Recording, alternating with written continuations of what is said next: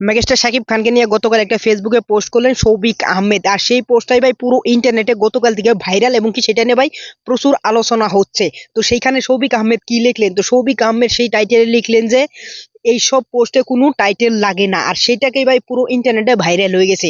তো এইটা মেগাস্টার শাকিব খানের এখন ভাই যেরকম নিজের সফলতার সিঁড়ি ভাই বেয়ে বেয়ে উপর পেলে উঠতেছে, এইসব দেখে ভাই এইসব লোকে এইসব মানুষে ভাই এইগুলো টাইটেল দিচ্ছে। আর এর আগে মেগাস্টার শাকিব খান যখন ভাই এরকম স্টারডম ছিল না, মিস্টার শাকিব খানকে নিয়ে পুরো বাংলাদেশের ট্রোল হইতো, এবং কি মেগাস্টার শাকিব পার্সোনাল লাইফ এবং কি ডিজিটাল লাইফ সবকিছু নিয়ে ভাই আলোচনা সমালোচনা হইতো, তখন ভাই এরাই মেগাস্টার শাকিব খানকে লিপস্টিক হিরো বলতো, বস্তা বস্তা সিনেমার নায়ক বলতো, এরাই ভাই মেগাস্টার শাকিব খানকে তখন ট্রোল করতো। কিন্তু মেগাস্টার শাকিব খান যখন এখন নিজেকে নিজে চেঞ্জ করে সফলতার সিঁড়ি ভাই পেয়ে পেয়ে উপর বেলে উঠতেছে, তখনই এরা কি করছে ভাই 90 ডিগ্রি চেঞ্জ মেরে মেগাস্টার শাকিব খানের ভাই সাথে ছবি তুলে ভাই ইন্টারনেটে পোস্ট করে বলছে যে এইসব পোস্টে কোনো টাইটেল লাগে না।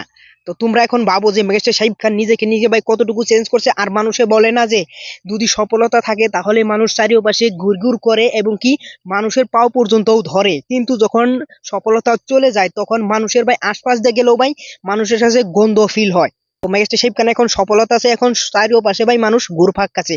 তো তোমরা অবশ্যই বলে যাবে যে মেগাস্টার শাকিব খান কিনা যারা আগে নেগেটিভ বলতো এখন তারা কেন পজিটিভ কথা বলে, সেটা তোমরা অবশ্যই নিচে কমেন্ট বক্সে বলে যেতে পারো।